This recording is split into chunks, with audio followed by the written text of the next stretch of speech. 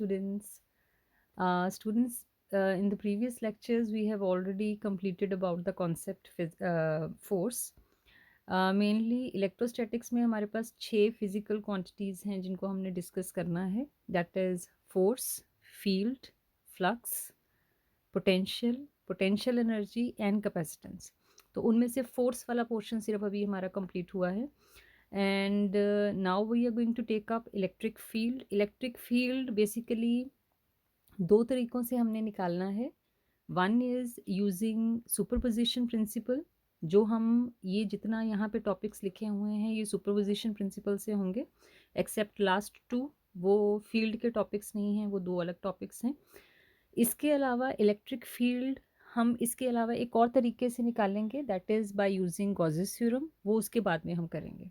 So today we will learn कि एक single point charge का इलेक्ट्रिक फील्ड हम कैसे निकालेंगे, उसका मीनिंग क्या होता है, उसकी डायरेक्शन क्या है, उसकी एसआई यूनिट क्या है, और अगर एक से ज़्यादा पॉइंट चार्जेस हैं तो उनकी वजह से टोटल फील्ड हम कैसे निकालेंगे by using the superposition principle. तो इतना कॉन्सेप्ट आज हम पढ़ेंगे. So let us begin. Before I tell you about electric field तो थोड़ा सा मैं आपको रिकॉल कराऊंगी जो आप लोगों ने क्लास 11th में पढ़ रखा है. That is about gravitational field.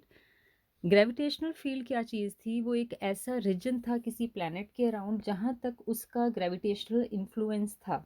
जैसे मान लो से दिस इज़ अर्थ के अराउंड यहाँ पे कोई ऑब्जेक्ट पड़ी है तो वो अर्थ की तरफ खिंचाव फील करती है. It experiences N attraction. तो ये रीजन जो है जहाँ तक उसकी ये अट्रैक्शन उसे एक्सपीरियंस होती है, उस रीजन को, उस पूरे रीजन को 3 डायमेंशन में हम बोलते हैं ग्रेविटेशनल फील्ड. और वो फील्ड बहुत लार्ज रीजन तक होता है. हमें पता है अर्थ से करीब 4 लाख किलोमीटर के डिस्टेंस पे मून है, वहाँ तक भी ग्रेविटेशनल फील्ड एग्जिस्ट करता है, उनके बीच में इंटरेक्शन है. सिमिलरली उसके बियॉन्ड भी एग्जिस्ट करता है. ग्रेविटेशनल फोर्सेस की प्रॉपर्टीज़ आप लोगों ने पढ़ी थी कि दे हैव इनफाइनाइट एक्सटेंट. तो वो चीज़ यहाँ पे अप्लाई होती है. हालांकि थेरेटिकली वो इनफाइनाइट नहीं होता है, प्रैक्टिकली इनफाइनाइट नहीं होता है, थ्योरेटिकली इनफाइनाइट होता है वो डिस्टेंस जहाँ तक ग्रेविटेशनल फील्ड एक्ट करता है. Same thing will apply to the electrostatic field as well. तो जिस तरह से ग्रेविटेशनल फोर्सेस का एक्सटेंट इनफाइनाइट था, बहुत लॉन्ग रेंज फोर्सेस थी, वही चीज़ इलेक्ट्रोस्टैटिक फोर्सेस पे भी अप्लाई होती है. ये फोर्सेस का भी इनफाइनाइट एक्सटेंट होता है, ये भी बहुत लॉन्ग रेंज फोर्सेस होती हैं. सो let us begin now. What is the meaning of electric field. तो जो ग्रेविटेशनल फील्ड था उसका सोर्स एक मास था. वो मास के ऊपर डिपेंड करती थी, मास की वजह से लगती थी. इसी तरह से इलेक्ट्रिक फील्ड का जो ओरिजिन है, जो उसका सोर्स है, वो एक पॉइंट चार्ज है या एक्सटेंडेड चार्ज है. एक चार्ज है जो कि रेस्ट पे है. अगर वो मोशन में होगा तो वो इलेक्ट्रिक फील्ड के साथ साथ मैग्नेटिक फील्ड का भी सोर्स बन जाएगा. तो अगर मैं सिर्फ इलेक्ट्रिक फील्ड की बात करूं तो उसका सोर्स जो है वो एक स्टैटिक चार्ज है, एक चार्ज एट रेस्ट. तो जब भी कोई चार्ज कहीं पे एग्जिस्ट करेगा उसके सराउंडिंग रीजन में इलेक्ट्रिक फील्ड होगा, उसका एक्सपीरियंस होगा. ये आप लोगों ने बहुत कॉमनली एक्सपीरियंस किया होगा. अगर आपने वूलन क्लोथ्स पहने हों या कोई सिंथेटिक फैब्रिक के क्लोथ्स पहने हों और आपकी कई बार ऐसा होता है कि मान लो कि आपने लोअर कोई पहना हुआ है सिंथेटिक क्लोथ्स का और it start sticking to your legs. उसकी वजह क्या होती है, उसके सराउंडिंग में अपना हाथ लेके जाते हो तो आपके हाथों में भी आपको एक इन्फ्लुएंस एक्सपीरियंस होता है. वो चार्ज की इंटरेक्शन की वजह से होता है. वो एक तरह से उसका सराउंडिंग रीजन जो है वो एक फोर्स एक्सपीरियंस करता है. वो रीजन जहाँ तक किसी चार्ज की फोर्स एक्सपीरियंस हो, उसका इन्फ्लुएंस एक्सपीरियंस हो, उस रीजन को कहा जाता है इलेक्ट्रिक फील्ड. तो वो रीजन है around a charge up to which its electrostatic influence can be experienced. So this is what it is. ये उसकी डेफिनेशन आ जाएगी. Theoretically as I already told you कि इलेक्ट्रिक फील्ड जो है वो इनफाइनाइट रीजन तक एक्सटेंड करता है. हालांकि प्रैक्टिकली वो उतना ज़्यादा नहीं होता है, क्योंकि अगर कोई फोर्स 0.0000 समथिंग की एग्जिस्ट कर रही है तो वो प्रैक्टिकली वो एग्जिस्ट कर रही है, नहीं कर रही है, it doesn't make any difference. Then अब बेटे आप लोगों ने इस चीज़ का ख्याल रखना है टर्मिनोलॉजी का. एक हम वर्ड बोलते हैं इलेक्ट्रिक फील्ड, जो कि असल में हम एक रीजन को रेफर कर रहे हैं, और एक क्वांटिटी है इलेक्ट्रिक फील्ड स्ट्रेंथ और इलेक्ट्रिक फील्ड इंटेंसिटी, और इलेक्ट्रिक फील्ड। अब यहाँ पे देखिए इस इलेक्ट्रिक फील्ड का क्या फ़र्क है। बेसिकली जो फिजिकल क्वांटिटी है जो इलेक्ट्रिक फील्ड की वैल्यू हमें बताती है, उसको strictly speaking we should call it as strength of electric field और इलेक्ट्रिक फील्ड स्ट्रेंथ, और इंटेंसिटी ऑफ इलेक्ट्रिक फील्ड और इलेक्ट्रिक फील्ड इंटेंसिटी। तो इलेक्ट्रिक फील्ड की स्ट्रेंथ या इंटेंसिटी वो एक फिजिकल क्वांटिटी है, मेजरेबल क्वांटिटी है, जिसको हम माप सकते हैं, कैलकुलेट कर सकते हैं। इलेक्ट्रिक फील्ड असल में एक रीजन है, वो एक क्वांटिटी नहीं है। लेकिन जो majority of the questions numericals में आप लोग देखोगे तो जनरली वहाँ पे उन्होंने सीधा ही लिखा होगा an electric field of 10⁵ newton per coulomb exist in a region. तो ये लिखने का मतलब क्या है कि ज़्यादातर जगह पे अगर न्यूमेरिकली कोई वैल्यू दे के आपको इलेक्ट्रिक फील्ड रेफर किया जाता है तो वो आपको असल में उसकी स्ट्रेंथ या इंटेंसिटी की बात कर रहे हैं। तो बहुत जगह पे इलेक्ट्रिक फील्ड जो कि असल में एक रीजन है, वो सेम टर्म को यूज़ किया जाता है उसकी स्ट्रेंथ को भी बताने के लिए। तो अगर वैल्यू बताई हुई है तो बेसिकली वो आपको स्ट्रेंथ या इंटेंसिटी बोल रहे हैं। इसके लिए एक तीसरी टर्म और भी यूज़ होती है, that is called electric flux density. वो क्यों कहते हैं वो हम लेटर ऑन पढ़ेंगे, जब हम इलेक्ट्रिक फ्लक्स के बारे में पढ़ेंगे देन वी विल सी कि इसे फ्लक्स डेंसिटी क्यों कहा जाता है, राइट। सो अगर कहीं पे स्ट्रेंथ लिखा है, इंटेंसिटी लिखा है या सिंपली इलेक्ट्रिक फील्ड भी लिखा है तो वो इसी क्वांटिटी की बात कर रहे हैं। इसका बेटे जो सिंबल होता है that is E vector, capital E vector. Vector से पता लग गया कि एक वेक्टर क्वांटिटी होगी और इसकी एक डायरेक्शन होगी। वो डायरेक्शन क्या होगी वो हम देखेंगे उसके बाद कि किस तरह से हम उसे फाइंड कर सकते हैं। सो लेट अस बिगिन विद, सबसे पहले स्टूडेंट्स अभी हम डिस्कस करेंगे कि हम एक पॉइंट चार्ज की इलेक्ट्रिक फील्ड की इंटेंसिटी कैसे कैलकुलेट कर सकते हैं। सो दिस इज़ इसकी डेफिनेशन असल में इम्पॉर्टेंट नहीं है, इसका जो मैथमेटिकल फार्मूला है वो ज़्यादा इम्पॉर्टेंट है यहाँ पे। और वो फार्मूला इसी डेफिनेशन से आएगा, इसलिए हमें इस डेफिनेशन के बारे में पता होना चाहिए कि strength at a point in electric field is the electrostatic force per unit positive charge acting on vanishingly small positive test charge placed at that point. क्या मतलब है इस चीज़ का? सिंपली बेटे आप लोगों ने क्या याद रखना है, जब भी आप इलेक्ट्रिक फील्ड स्ट्रेंथ की बात करो आपके दिमाग में इमीडिएटली आना चाहिए इलेक्ट्रिक फील्ड स्ट्रेंथ यानी कि force. I am repeating it, electric field strength के बारे में सोचते ही आपके दिमाग में जो टर्म आनी चाहिए वो होनी चाहिए फोर्स। क्या मतलब है? देखिए स्टूडेंट्स, मैं यहाँ पे दो चार्ज लेने लगी हूँ। ये कोई चार्ज पॉजिटिव चार्ज मैंने यहाँ पे लिया, नेगेटिव भी हो सकता था। ये प्लस क्यू चार्ज है जिसका फील्ड है, जिस चार्ज का फील्ड हो उस चार्ज को हम बोलते हैं सोर्स। जिसका फील्ड है उसको हम बोलते हैं सोर्स। सोर्स का फील्ड है उसके सराउंडिंग में। मैं कुछ रीजन मान लेती हूँ कि मान लो इतने रीजन में, ये कोई रीजन है, इतने रीजन में इसकी फोर्स एक्सर्ट होती है, इसका इन्फ्लुएंस है। तो ये सोर्स है, ये सोर्स के सराउंडिंग में उसका फील्ड है। अब मैं ये निकालना चाहती हूँ कि इसके फील्ड की स्ट्रेंथ क्या है, इसका फील्ड कितना स्ट्रांग है। तो क्लियरली हमें पता है कि अगर हम इस जगह पे होंगे तो इस जगह पे वो फील्ड जो होगा वो स्ट्रांग होगा as compare to some other point. अगर मैं कोई पॉइंट ए लेती हूँ और एक पॉइंट बी लेती हूँ तो मुझे क्लियरली दिख रहा है जो पॉइंट ए है वो सोर्स के पास है, तो वहाँ पे फील्ड की स्ट्रेंथ ऑब्वियसली ज़्यादा होगी। जो बी पॉइंट होगा वहाँ पे जो फील्ड की स्ट्रेंथ होगी वो कम होगी। तो मेरा क्वेश्चन ये है कि मैं निकालूँ कैसे कि वो स्ट्रेंथ कितनी है। तो वो निकालने के लिए अगर हम यहाँ पे इस पॉइंट के ऊपर एक छोटा सा चार्ज रखें, ध्यान से सुनेंगे बेटा इस चीज़ को, जहाँ पे भी हमने फील्ड निकालना है, फील्ड की स्ट्रेंथ निकालनी है, वहाँ पे हम एक छोटा सा चार्ज रखते हैं। छोटा कितना छोटा होगा? It will B infinitesimally small, बहुत ज़्यादा छोटा, नियरली टेंडिंग टू ज़ीरो। बहुत छोटा एक चार्ज जिसकी वैल्यू हम लेंगे 1। 1 का मतलब ज़रूरी नहीं है कि वो 1 कूलम है, it could be some small value of 1। तो एक बहुत स्मॉल चार्ज, मैग्नीट्यूड बहुत स्मॉल, और साइन उसका हमेशा हम पॉजिटिव लेंगे। ये बाय कन्वेंशन है कि जो चार्ज हमने फील्ड की स्ट्रेंथ को निकालने के लिए लेना है वो चार्ज को हम बोलेंगे टेस्ट चार्ज। ये जो क्यू नॉट है ये टेस्ट चार्ज है। टेस्ट चार्ज क्यों है? क्योंकि हम इलेक्ट्रिक फील्ड की स्ट्रेंथ को टेस्ट करने के लिए इसे यूज़ कर रहे हैं। तो इसके बारे में आपने क्या ख्याल रखना है? It is vanishingly small, very very small, positive, और इसकी वैल्यू हम 1 लिया करेंगे। इसको टेस्ट चार्ज कहा जाएगा, right? So it will be very very small unit positive test charge. तो जहाँ पे मैंने फील्ड की वैल्यू निकालनी है वहाँ पे हमने यूनिट पॉजिटिव टेस्ट चार्ज को रखना है, और वो यूनिट पॉजिटिव टेस्ट चार्ज कितनी फोर्स एक्सपीरियंस करता है उस चीज़ को हम क्या बोलेंगे? फील्ड की स्ट्रेंथ। यानी कि इलेक्ट्रिक फील्ड क्या है? Force per unit test charge, force per unit test charge. और टेस्ट चार्ज क्योंकि एज आई टोल्ड यू कि उसकी वैल्यू हम 1 लेते हैं, तो फील्ड की वैल्यू किसके बराबर है? फोर्स के बराबर है।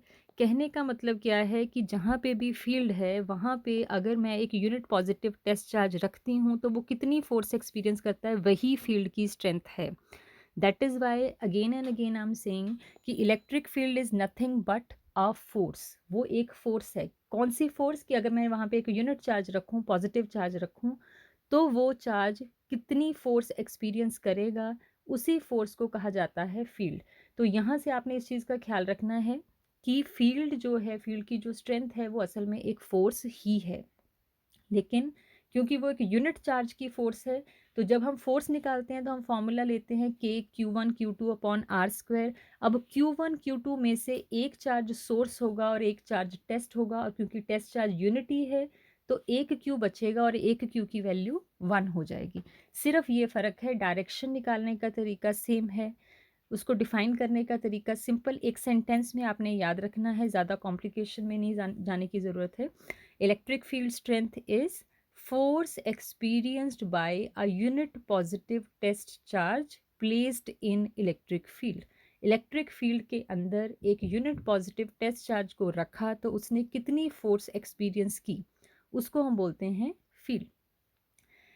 अगर मान लो कि मुझे पता है कि किसी रीजन में एक unit positive test charge force experience करता है 10 न्यूटन, तो उससे मुझे क्या पता लगा? उससे मुझे ये पता लग जाता है कि उस पॉइंट के ऊपर अगर मैं कोई और चार्ज रखूंगी तो वो कितनी फोर्स एक्सपीरियंस करेगा। तो अगर मैं कह रही हूँ कि किसी पॉइंट के ऊपर, मैं ऐसे यूनिट्स की बात कर रही हूँ, कि अगर किसी पॉइंट के ऊपर फील्ड की स्ट्रेंथ 10 न्यूटन है, तो इसका मतलब क्या हो गया कि उस पॉइंट के ऊपर अगर मैं एक 2 कूलम का चार्ज रखूं तो वो कितनी फोर्स एक्सपीरियंस करेगा? वो 20 न्यूटन एक्सपीरियंस करेगा। क्योंकि 10 न्यूटन क्या था कि एक यूनिट चार्ज पड़ा है तो कितनी फोर्स एक्सपीरियंस करता है? अगर 2 यूनिट्स ऑफ चार्ज पड़ा होगा तो उससे डबल फोर्स एक्सपीरियंस करेगा, और अगर 3 यूनिट्स ऑफ चार्ज पड़ा होगा तो उससे ट्रिपल फोर्स एक्सपीरियंस करेगा, एंड सो ऑन। ये चीज़ें हम आगे देखेंगे जब हम इसके क्वेश्चन सॉल्व करेंगे। सो let us now move on कि फॉर्मूला क्या है एक पॉइंट चार्ज के इलेक्ट्रिक फील्ड को कैलकुलेट करने का। सो लेट अस बिगिन। अगर यहाँ पे हमने प्लस क्यू एक सोर्स चार्ज मान लिया है और क्यू नॉट जो है वो एक टेस्ट चार्ज मान लिया है। बेटे जो क्यू है, जो सोर्स है, वो पॉजिटिव और नेगेटिव दोनों हो सकते हैं, लेकिन टेस्ट चार्ज हमेशा पॉजिटिव होता है। ये कन्वेंशन है। ऐसा क्यों है? क्योंकि बेटे जब हमने फील्ड को एक वेक्टर क्वांटिटी बोला है, और एक वेक्टर की एक सिंगल डायरेक्शन हो सकती है। अब अगर मैं अपनी मर्जी से कभी टेस्ट चार्ज को पॉजिटिव कभी नेगेटिव मानूं, तो जब मैंने ये test charge plus Q positive मानना है तो मुझे पता है कि जो इसके ऊपर फोर्स एक्सपीरियंस होगी सोर्स चार्ज की वजह से वो इस डायरेक्शन में होगी, राइट हैंड साइड की तरफ। लेकिन अगर मैं अपनी मर्जी से कभी इसे नेगेटिव भी मान लूँ तो फिर क्या हो जाएगा? फिर इलेक्ट्रिक फील्ड की डायरेक्शन फोर्स की डायरेक्शन में ही है, वो ऑपोजिट डायरेक्शन में हो जाएगी। यानी कि एक ही क्वांटिटी की फिर अलग अलग डायरेक्शंस आती रहेंगी, कभी किसी डायरेक्शन में कभी उसके ऑपोजिट। तो इस कन्फ्यूजन को ख़त्म करने के लिए एक कन्वेंशन बना दी गई कि जो टेस्ट चार्ज है उसको हमेशा पॉजिटिव ही लेना है। सोर्स चार्ज पॉजिटिव नेगेटिव दोनों हो सकता है, जिसका फील्ड है वो पॉजिटिव भी हो सकता है नेगेटिव भी हो सकता है, लेकिन उस फील्ड को फाइंड करने के लिए जो हमने टेस्ट चार्ज रखना है उसको हमेशा पॉजिटिव ही रखना है, तो उसको हम बोलेंगे टेस्ट चार्ज। तो क्यू नॉट जो है वो एक टेस्ट चार्ज है, तो उसके ऊपर जो फोर्स एक्सपीरियंस हो रही है प्लस क्यू की वजह से वो राइट हैंड साइड की तरफ है। तो अगर नेगेटिव होता तो टेस्ट चार्ज ने जो फोर्स एक्सपीरियंस करनी थी वो लेफ्ट की तरफ होती। तो एज अ रिजल्ट जो डायरेक्शन है फील्ड की वो कैसे डिसाइड होगी? वो सोर्स के साइन से डिसाइड होगी। अगर सोर्स पॉजिटिव है तो उसका फील्ड आउटवर्ड होगा, अगर वो सोर्स नेगेटिव है तो उसका फील्ड इनवर्ड्स होगा, उसी की तरफ। तो इलेक्ट्रिक फील्ड को ये डिफाइन हम करते हैं that electric field is equal to force per unit charge. ये चार्ज हमने कौन सा लिया है, जो हमने टेस्ट चार्ज माना हुआ है, और इसकी लिमिट क्या है कि ये टेंडिंग टू जीरो है, ये बहुत बहुत स्मॉल है। इसको स्मॉल क्यों लेना होता है, अगर मान लो कि ये मेरा एक सोर्स चार्ज है और ये मेरा टेस्ट चार्ज है और मैं इसकी वैल्यू मान लूँ 2 कूलम और इसकी वैल्यू मैं मान लूँ 1 कूलम, तो क्या हो जाएगा, जिस भी पॉइंट पे मैंने फील्ड निकालना था वहाँ पे सिर्फ सोर्स का इन्फ्लुएंस नहीं होगा, वहाँ पे टेस्ट चार्ज का भी इन्फ्लुएंस आ जाएगा और वो उस रीजन के फील्ड की इक्वेशन को चेंज करना शुरू कर देगा।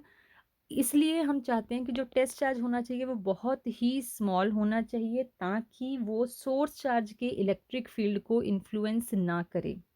हमारा इंटरेस्ट क्या है, सोर्स चार्ज का फील्ड हमने निकालना है, जो सोर्स हमें दिया है उसका फील्ड कितना है। तो हम ये नहीं चाहते कि वो निकालने के लिए जो टेस्ट चार्ज हम रख रहे हैं वो इतना स्ट्रांग हो कि वो सोर्स के फील्ड को ही इफेक्ट कर दे।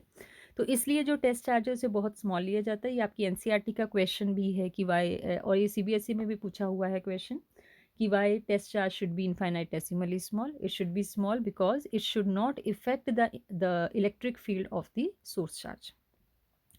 सो इसके आगे क्या है, तो इलेक्ट्रिक फील्ड की वैल्यू, अब हमने ये जो डेल्टा क्यू यहाँ पे लिया था उसको हमने क्यू नॉट सब्सिट्यूट कर दिया है। तो फोर्स पर यूनिट चार्ज, ये इंपॉर्टेंट चीज़ है, आपने ख्याल रखनी है। फोर्स पर यूनिट चार्ज, ये ही याद रखना है आपने। फोर्स पर यूनिट चार्ज ये क्या है, electric field. Force per unit charge electric field है, तो बेटे यहाँ से फोर्स का भी एक फॉर्मूला नया आपको मिल जाएगा, that force will be equal to charge into electric field. ये एक और इसकी फॉर्मूला फोर्स का आ जाएगा, क्योंकि ये वेक्टर फॉर्म में है। ये देखिए यहाँ से ध्यान से, ये वेक्टर फॉर्म में है, F equal to q into e. तो F की डायरेक्शन जो है वो E की डायरेक्शन के सेम होगी अगर Q पॉजिटिव है। तो हम लोगों ने बेटे वेक्टर्स वाले पोर्शन में डिस्कस किया था multiplication of a vector with the scalar. तो यहाँ पे एक स्केलर के साथ एक वेक्टर की मल्टीप्लिकेशन है Q इंटू ई में। तो अगर Q पॉजिटिव हुआ तो फोर्स की डायरेक्शन E वाली होगी, और अगर Q नेगेटिव होगा तो फोर्स की डायरेक्शन जो होगी वो E के ऑपोजिट होगी। मतलब क्या हुआ कि अगर मान लो कि electric field towards right hand side है और उस जगह पे मैं एक प्रोटॉन रखती हूँ, तो प्रोटॉन भी राइट हैंड साइड में ही फोर्स एक्सपीरियंस करेगा। लेकिन अगर वहाँ पे मैं एक इलेक्ट्रॉन रखती हूँ तो electron will experience a force towards left hand side, तो वो ऑपोजिट डायरेक्शन में फोर्स एक्सपीरियंस करेगा।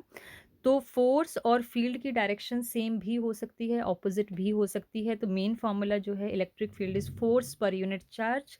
सो force will be equal to charge into field. अगर किसी जगह पे मुझे फील्ड दिया हुआ है और मुझे ये बताया हुआ है कि उस फील्ड में एक चार्ज पड़ा है जिसकी कुछ वैल्यू है और उसके ऊपर फोर्स कितनी लगेगी वो निकालो, तो force will be equal to charge into field. तो अगर मैं फील्ड को चार्ज से मल्टीप्लाई कर दूं तो मुझे फोर्स पता लग जाएगी। फोर्स पर यूनिट चार्ज को हम फील्ड बोलते हैं।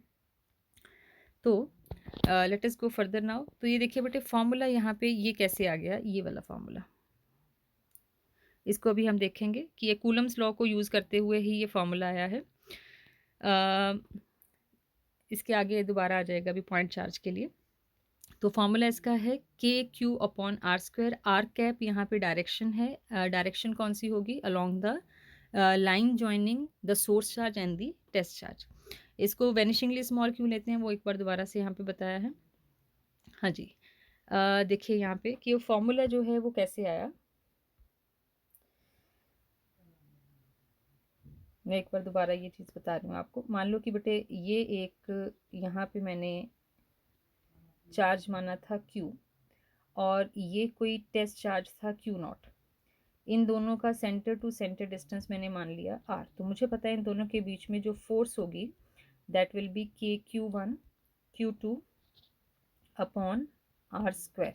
ये मेरे पास फोर्स की वैल्यू है और मुझे पता है फील्ड मैंने क्या डिफाइन किया था, force per unit test charge. तो यहाँ पे टेस्ट चार्ज कौन सा है, क्यू नॉट।